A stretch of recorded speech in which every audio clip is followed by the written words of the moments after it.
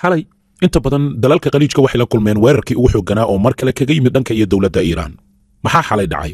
gantaalka khaybar iyo khasaaraha uu geystay goobaha ay dowladda iiraan ay ku bartilmaamaysatay gantaalkan iyo mawjadaha diyaaradaha droniska khaliijka oo bilaabay ka fiirsashada maalgelinta maraykanka iyo dalalka dibadda ay ku samaynayaan waa kuway dowladaha hadda bilaabay inay arrintan ay si weyn ay kaga fekeraan iyo saldhigyada maraykanka uu gobolka uu ku leeyahay maxaana ka dhalan karaya haddii go'aan ay dowladaha khaliijka ay qaataan maraykanka miyuu caawimaad ka heli doonaa dowladda yukrain waa maxay caawimaadda yukrain maraykanka uga baahan yahay waana maxay riyada 40 sano jirsatay ee ra'iisul wasaare netanyahu maxay la kulmeen iiraaniyiinta saacadihii la soo dhaafay ku soo dhowaada barnaamijkeena maanta waa maalin jimcaha 6 bisha maarch sanadka 2026 u diyaar garo inaad daawato macluumaadiyadaasi oo dhammaystiran ha ilmaamin inaad akhriso maanta oo kale suuratul kaafi oo aad badiso xuska nabigeenna maxamed nabadgelyo naxariis korkiisa ahaatee aan ducaysanno una ducayno guud ahaan dadkeenna iyo dalkeenna aan ku hormaro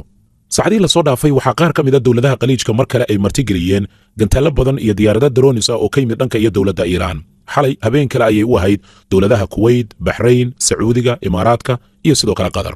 haddii aan ku hormaro dhanka iyo dalka kuweyt sawirada iyo muuqaalada lasoo bandhiga ayaa muujinaya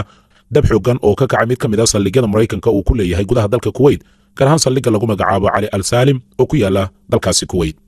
sawiradu waxay muujinayaan in dabka uu qabsaday meel ku dhow halka lagu kaydiyo shidaalka sidoo kale waxaa suuragal ah in la bartilmaamaysaday halka lagu qariyo diyaaradaha iyo goob lagu kaydinaya qalabka noocyadiisa kala duwan oo ay isticmaalayeen ciidanka maraykanka uura xooggan ayaa cirka isku shareertay holacna waa la akayey sidoo kale waxaa la bartilmaamaysaday xalay oo gantaalada ugu badan ay ku dhaceen bartamaha israa'iil muuqaalada la soo bandhigayna waxay muujinayaan gantaallo markay ku soo dhowaadaan bartilmaameedka madaxyada qaybsanaya holaca burburka iyo qayladhaanta ayaa qaybo badan oo ka mid a bartamaha israa'iil isqabsatay nidaamka digniintan ilaa iminka waa uu qaylinayaa iyadoo laga baqayo saacad kasta in iiraan weerar kale uu ka imaan karayo sheekada halkaa kuma koobna burburka xooggan ee lasoo bandhigay ayaa muujinaya khasaaraha ka dhashay ama ay sababeen gantaaladii dowladda iiraan ee xalay ay ku weerartay gudaha israa'iil mawjado gantaalla ah iyo diyaarada dronisa ayaa labada dhinac looga weeraray israa'iil marka adeegta dhanka xisbullah iyo sidoo kale dhanka dowladda iiraan telefishinka aljaziira iyo warbaahinta ayaa baahinaya muuqaalada muujinaya xalay iyo talaabiib waxyaabaha qabsaday dab weyn oo ka kacay bartamaha magaalada talaabiib taasi oo kordhisay khasaaraha guud ee ka dhashay duqaymihii xalay ee iiraan ay ku garaacday gudaha israa'iil khasaarahan waxaa la sheegay inuu naf iyo maalba leeyahay inkastoo ilaa iminka faahfaahin rasmi ah aan laga hayn mawjadii labaatanaad oo weerar ayay iiraan ku tilmaamtay inay xalay ay ku weerareen magaalooyin ka tirsan gudaha israa'iil iyagoo adeegsanaya dhowr nooc oo gantaallo ah sida la sheegayna waxaa kulmay gantaalada nooca khaybar la yidhaahdo oo dhanka iiraan ka yimid iyo gantaalada ay adeegsadaan xoogaga xisbullah oo salfos lagu magacaabo muddo 1 saac iyo bar ayaa la sheegay si isku mid a in loo bartilmaamaysaday magaalada talaabiib iyo magaalooyin kale oo ka tirsan gudaha israa'iil ciidanka ilaalada kacaanka ee dowladda iiraan waxay sheegeen mawjada labaatanaad oo ka mid a ballanqaadka afraad inay ka mid ahayd mawjadihii ugu cuslaa oo israa'iiliyiinta ay la kulmeen waa maxay gantaalada xalay ee dowladda iiraan ay adeegsatay iiraan taliska ciidamada ilaalada kacaanka ayaa si cad u sheegay inay isticmaaleen gantaalka nooca khaybar la yidhaahdo waa mid ka mid a gantaalada ay iiraaniyiinta sida weyn ay ugu faanaan aan kula wadaago macluumaad gantaalkani ku saabsan gantaalkan waa mid balaastiig ah oo ridada dhexe ah waxaa la sheegaa in ciidamada ilaalada kacaanka ee dowladda iiraan ay soo bandhigeen sanadkii 2022 astaamaha u gaarka ah waxaa ka mid a inuu gaari karayo 1450 kilomitir madaxiisu waxaa la sheegay inuu yahay mid dhaqdhaqaaqi karaya waxaana taasi u saamaxaysaa inuu ka baxsado nidaamyada difaaca ee dhanka hawada iiraan markii ugu horreysay gantaalkan waxay ku weerartay israa'iil intii lagu guda jiray dagaalkii 12 ee bishii juun sanadkiina dhaafay 2025 aljaziira waxay soo bandhigaysaa muuqaalada muujinaya marka saddexda mawjadood ee gantaalaha inay ku dhaceen muddo nus sac ka badan gudaha magaalada talaabiib oo caasimadda israa'iila iyo magaalooyin kale dhacdooyinkan idil marka waxay ku soo beegmayaan xilli taliska difaaca ciidamada israa'iil ay ku dhawaaqeen in la yareeyey gantaaladii ka imaanaya dhanka iyo iiraan islamarkaana la burburiyey xarumo dhowr ah arrintan marka waxay su'aalay dhex dhigtay israa'iiliyiinta dhexdooda oo ah in khatarta ka imaanaysa iiraan dhab ahaantii weli aysan hoos u dhicin oo ay taagan tahay taliyaha ciidamada israa'iil eyal zamir ayaa waxa uu shaacu ka qaaday in duqaymihii ugu dambeeyey oo ay fulinayeen ciidamada israa'iil inay hoos ay u dhigeen gantaaladii ka imaanaya dhanka iyo dowladda iiraan laakiin tani mar kale waxay beeninaysaa macluumaadka ay warbaahinta israa'iil ay baahinayso iyagoo taliyayaasha ka soo xiganaya mar haddii xalay weerarka intaan ila eg iiraan ay qaaday maxaa ka dhashay waxaa ka dhashay waa berigii maanta in la diiwaan geliyo duqaymihii ugu cuslaa oo ay la kulmaan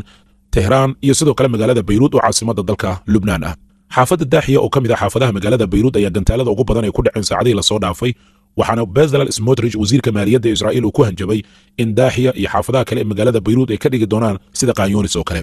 magaalada tehraan haddii aan eegno mar kale maraykanka ayaa u baahday in lasoo dhaqaajiyo diyaaradda loo yaqaana b2 waa mid ka mid a diyaaradaha duqaymaha ugu culus fulin karaya waxaa la sheegay in lagu bartilmaamaysaday dhismayaasha dhulka hoostiisa oo suuragal ay tahay in gantaalada ay ku qarinayso dowladda iiraan iyaga oo sheegay in ay kaashanayaan macluumaadka dhanka sirdoon ay ka helayaan saaxiibadooda gobolka diyaaraddan waa mid ka mid a diyaaradaha ugu culus oo markii saddexaad maraykanka uu isticmaalayo tan iyo dagaalka markii uu bilowday sidoo kalena waxaa maraykanka uu ku faanay in ka badan 30 maraakiib ah inay ka quusiyeen dowladda iiraan tan iyo dagaalka markii uu bilowday taliyaha taliska dhexe ciidamada Mareykanka ee CENTCOM loo yaqaano ayaa sidaasi warbaahinta u sheegay. Madaxweynaha dowladda Mareykanka xalay ayuu isna warbaahinta la hadlay kadib munaasabad lagu qabtay aqalka cad ee dalka Mareykanka. Bilowgii madaxweynaha ayaa wuxuu ka dalbaday saaxiibadiisa ku hareeraysan in loo duceeyo, markii dambena waa loo duceeyay sida ay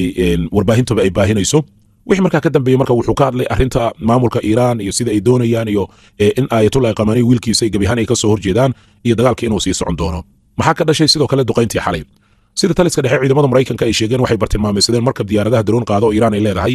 markabkaas oo ay sheegeen inay gantaale ay ku beegsadeen isla markaana gabiyahaanba la quusiyey. maalintii Arbacada ee la soo dhaafay ayaa markab dagaal oo Iran ay leedahay waxaa lagu beegsaday xeebaha dalka Sri Lanka. markabkan oo Iris Dana lagu magacaabo waxaa ku geeriyooday ilaa iyo 84 badmaaxiin ah. sidoo kale qaarkood ayaa dhaawacyo ay soo gaareen halka qaarkoodna la weysan yahay. Mareykanka wuxuu wadarta guud ee maraakiibta Iran uu ka beegsaday ku tilmaamay ilaa iyo 30. duqeyntii xalay waa maxay natiijada kale ee ka dhalatay? sida dowladda Qatar ay ku dhawaaqday gabiyahaanba waxaa agagaarka safaaradda Mareykanka ee magaalada Dooxa laga daadgureynaya muwaadiniinta dalka Qatar iyo kuwa kaleba si aysan waxyeello u soo gaarin. saacadii ugu dambeeyay waxaad moodaa in Iran ay laba jibaartay duqeymaha ay ku beegsanayso saldhigyada Mareykanka, xarumaha ay degan yihiin diblomaasiyiinta iyo goob kasta oo lagu tuhmayo danaha Mareykanka ee dhanka gobolka. waan arki doonaa waxyaabaha ka soo kordha arrimahan. kulamo kale oo degdeg ayaa socda oo u dhexeeya dowladaha Khaliijka. sidoo kale waxaa soconaya dadaalo la doonayo in arrintan xal loogu helo, laakiin Iran ayaa weli diidan in miiska wada hadalka ay timaado iyada oo ka baqanaysa in mar kale la khiyaano. sida uu baahiyay wargeyska Financial Times, dowladaha Khaliijka qaarkood sida Sacuudiga, Imaaraadka, Kuwait iyo Qatar waxay ka fikirayaan inay dib u eegis ay ku sameeyaan maalgelinta inta badan ay ku sameeyaan Mareykanka iyo dalalka kale ee reer galbeedka, sabab la xiriirta culayska dhaqaale ee ka dhashay dagaalka imika soconaya ee Iran lagula jiro. sida uu daabacay wargeyska Financial Times, waxay ka fikirayaan in ay ugu yaraan difaacyadooda iyo ciidankooda ay maalgelin xooggan ay ku sameeyaan halkii ay dhaqaale badan ay ku maalgelin lahaayeen Mareykanka. warbixinta nuxurkeeda markaad eegto marka waxay ka hadlaysaa cadaadiska dhaqaale iyo kan siyaasadeed ay la kulmeen dalalka Khaliijka tan iyo dagaalka markii uu bilowday. waxaana halkan ay ka fahmayaan maalgelintii tirada badneed ee ay sameeyeen iyo sidoo kale hubkii ay soo iibsadeen kana iibsadeen Mareykanka iyo heshiisyadii hore loo gaaray ee difaacidda dalalka Khaliijka inaanay waxba ka faa'iidin. warbixinta wargeyskani uu daabacay inkastoo dowladaha Khaliijka si rasmi ah looga soo xigin macluumaadkan iyagana aysan ka hadlin waxa la isweydiinayaa ma runba mise waa in la cadeeyo in laga warhayo dowladaha Khaliijka iyo qaabka ay u fikirayaan iyo wada hadaladoodii ugu dambeeyay. maxaana keenay waqti xaadirkan inay arrintan ama talaabadan ay qaadaan? ma Mareykanka ayay ka waayeen wixii ay ka filayeen kadib dagaalkan oo la isku batay cidda number 1 oo Mareykanka uu difaacayo marka la joogo gobolka bariga dhexe? ma waxaa dhab ah shakiga dowladda Iran ay abuurtay oo in duqeymaha qaar ay ka dambeeyeen dhinacyo kale, taas oo kale shakiga sii xoojisay? tanina bilow ma u noqon doontaa dagaal mar kale Khaliijka iyo Mareykanka dhex mara oo suuragal ma noqonaysa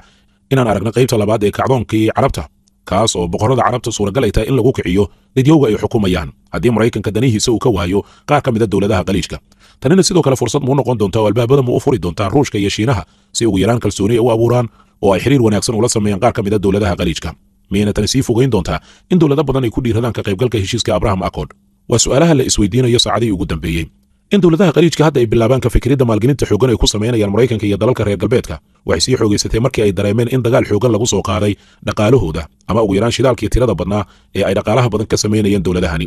dadka qaarkii waxay aaminsan yihiin wixii ka dambeeyay dagaalkii Venezuela in dhabarka loo jeediyo dowladaha Khaliijka, dagaalkanina uu bilow u yahay wiiqidda awoodda dowladaha Carabta oo kaliya duulaan aan lagu ahayn Iran oo kaliya. falanqayn iyo warbixin dheer oo arrintan ku saabsan saameynta ay yeelan karto iyo macluumaad kale insha Allah barnaamijyadeena kale ayaan kugula wadaagaya. laakiin aan kula wadaago warbixin warbaahinta Raashka ay daabacday oo ciwaan looga dhigay sidee ay dowladda Iran ugu suura gashay hub jaban inay kula tartanto hubka culus ee Mareykanka iyo Israa'iil. Iran waxay lumisay qayb badan oo ka mid ah nidaamkeedii difaaca hawada, laakiin waxay haysataa hub dagaal oo muhiim ah. halka gantaal kasta oo laga soo riday nidaam difaacidka Patriot loo yaqaano oo lacag badan uu ku kacayo oo malaayiin dollar ah. diyaaradahan duuliyaha lahayn ee dowladda Iran ee jaban ayaa sababaya in baqaarada hubka ee Mareykanka, Israa'iil iyo dalalka Khaliijka si degdeg ay u dhamaadaan. maxaa yeelay Iran diyaaradeeda drone ee ugu qaalisan ay weerarka ku qaadayso waa ilaa $30,000, laakiin halka gantaal ee la doonayo diyaaradaasi in lagu soo rido markay ugu yartahay waa $1 milyan. bal ay qasaaraha tani waxay awood ay siinaysaa marka dowladda Iran si ay kaga hortagto isbahaysiga ballaaran ee dagaalka kula jiro. sidaa daraaddeed waxay si degdeg ah ugu wareegaysaa xeelada cusub oo ku salaysan daarinta ama difaaca ku dhisan isticmaalka hub yar. si looga hortago hubkaasina waa in la adeegsadaa gantaale aad u badan. ujeedadu marka waxay tahay in dhaqaale ahaan aad loo daaliyo Israa'iil, ciidamada Mareykanka iyo nidaamyada difaaca xulafada gobolka sidaas oo kale laga bilaabo Bahrain, Qatar, Imaaraadka iyo Sacuudiga. istiraatiijiyadan daalinta marka waxa lagu fuliyaa hub aad u jaban si loogu qasbo cadowga inuu isticmaalo cadowga hub aad qaali u ah. waana taasi midda keentay in baqaarada iyo hubka Mareykanka ugu yaraan eber laga dareemo. waana taasi midda keentay in yani sanadkii Mareykanka la weydiisto dhaqaale aad u tiro badan si hubkan loogu iibiyo ama hub loogu soo saaro. dhinaca kalena haddii aan kula wadaago ka waran sida wargeyska Al-Carabiya ama telefishinka Al-Carabiya uu baahiyey, Mareykanka ayaa Ukraine waxay ka dalbatay caawin maxaa laga caawinaya waxaa laga caawinaya khibradda ay u leedahay iiraan iyo diyaaradeeda in la iska difaaco inay la wadaagto ama iiraan ay qayb ka noqoto sidii iiraan dagaalkeeda ugu soo biiri lahayd madaxweynaha dowladda Ukraine Vladimir Zelensky ayaa sidaas shalay sheegay inkastoo ay qaar kamid ah mas'uuliyiinta Mareykanka arrintaasi ay si weyn kaga caroodeen waxayna weydiisteen buu yiri khibraddan u leenahay diyaaradaha drone ee kamikaze iyo diyaaradaha kale inaan ka hortagno laakiin Ukraine waxay isticmaalaysaa hubkii reer galbeedka sidaa daraadeed hubkaasi oo Jarmalka oo Faransiiska oo Ingiriiska oo Mareykanka dhammaan hubkaasi waa u yaala gobolka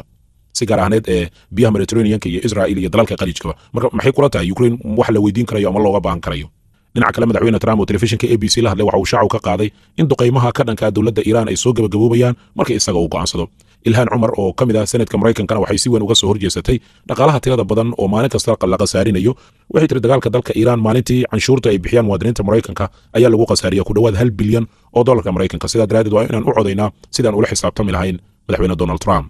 sida wararku ay sheegayaan 4 maalmood ee ugu horeysay Mareykanka ayaa qasaaray in ka badan 12 bilyan oo dollarka Mareykanka sida lagu baahiyo warbixintan oo lagu daabacay warbaahinta Russia Today taasoo ka dhigan dagaalka haddii uu sii socdo qasaare xooggan inuu soo gaari karayo Mareykanka haddii aan qaybta ugu dambaysa kula wadaago waxaa jira maqaal aad u dheer oo telefishinka Al Jazeera lagu daabacay kaasoo ciwaan looga dhigay riyada 40 sano jirsatay ee ra'iisul wasaare Benjamin Netanyahu maqaalka marka waxa uu leeyahay Netanyahu muddo 40 sano ayuu lahaa riyo siyaasadeed oo ah in Israa'iil ay noqoto awoodda ugu weyn ee gobolka bariga dhexe iyo in la daciifiyo ama la kala jibiyo quwadaha ka soo horjeeda Israa'iil gaar ahaan Iiraan iyo dhaqdhaqaaqa ay taageerto ee Falastiiniyiinta iyo kooxaha hubeysan dagaalka iyo xiisadda ka socota bariga dhexe maanta marka waxay u muuqdaan tallaabooyin lagu xaqiijinayo qorshahaasi sida maqaalka lagu sheegay sidoo kale maqaalkan oo laba ruux ay qoreen waxaa lagu yiri taasi waxay noqon kartaa riyo ra'iisul wasaare Netanyahu uu doonayo laakiin qarow ama musiibo ayay u noqon kartaa dunida inteeda kale qorshaha Israa'iil weyn ayaa maqaalkan inta badan diiradda lagu saaray adigu maxay kula tahay qaybta soo aragtidaada ku reeb like muuqaalka la wadaag saaxiibadaada waad mahadsan tahay